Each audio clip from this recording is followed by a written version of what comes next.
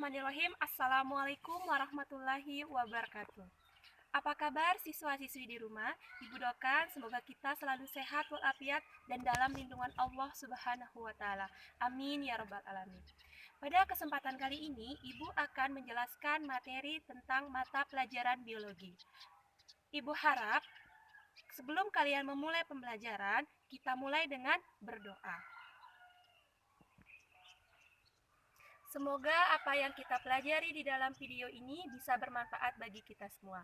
Oke, mari menyaksikan video pembelajarannya. Bismillahirrahmanirrahim. Assalamualaikum warahmatullahi wabarakatuh. Materi bab pertama untuk kelas 9 adalah sistem reproduksi manusia.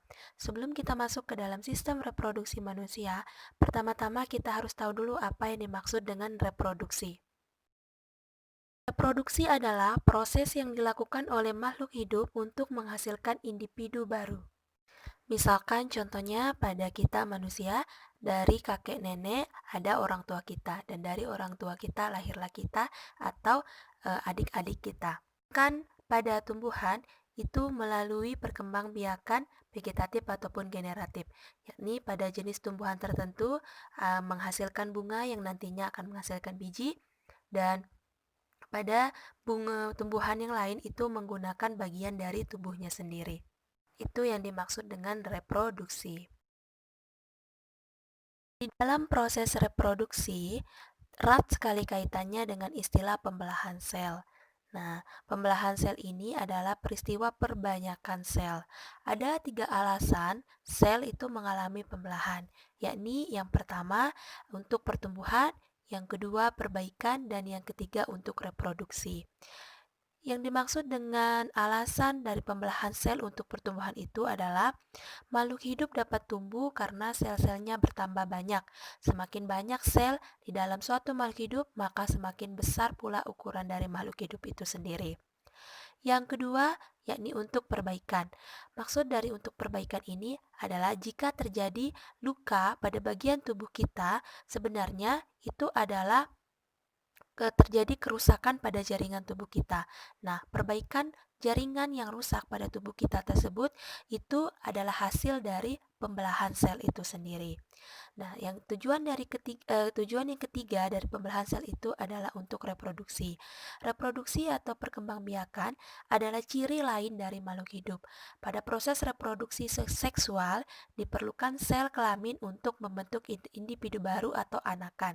Nah, proses untuk pembentukan sel kelamin inilah yang dilakukan dengan cara pembelahan sel.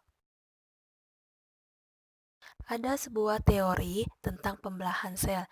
Nah, menurut teori ini, semua sel hidup berasal dari sel yang sudah ada sebelumnya, atau istilahnya omniselula es selula. Teori ini dikemukakan oleh Rudolf Virchow pada tahun 1855. Maha besar Allah yang sudah menciptakan kita dalam bentuk yang paling baik dan paling sempurna. Karena ternyata sebelum teori tersebut dikemukakan oleh Rudolf Virchow pada tahun 1855, semua teori tentang kejadian atau teori tentang penciptaan manusia itu sudah terdapat di dalam Al-Quran. Nah, banyak sekali dalil tentang teori penciptaan manusia di dalam Al-Quran. Salah satunya ibu ambil contoh yakni di dalam Al-Quran surat Al-Mu'minun ayat 14 yang artinya kemudian air mani itu kami jadikan segumpal darah, lalu segumpal darah itu kami jadikan segumpal daging, dan segumpal daging itu kami jadikan tulang belulang, lalu tulang belulang itu kami bungkus dengan daging, kemudian kami jadikan dia makhluk yang berbentuk lain, maka maha sucilah Allah pencipta yang paling baik. Berdasarkan Al-Quran surat ini, di kalimat pertamanya dikatakan bahwa kemudian air mani. Nah, air mani itu nama lainnya di dalam biologi itu disebut dengan sel sperma atau sel kelamin jantan.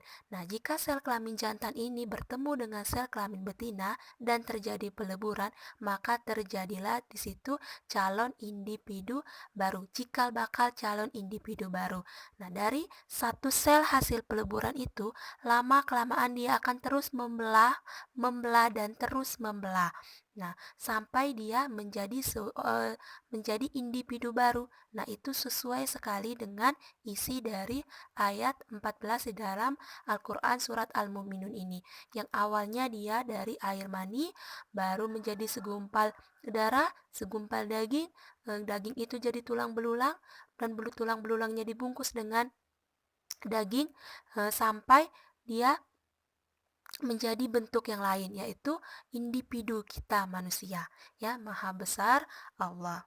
Jadi sudah jelas sekali dikatakan di sini bahwa sel yang ada sel yang ada sekarang itu berasal dari sel yang sudah ada sebelumnya. Jadi misalkan contohnya, singkatnya, kita manusia itu berasal dari sel atau sel kelamin jantan dan sel kelamin betina, peleburan sel kelamin jantan dan sel kelamin betina, ya.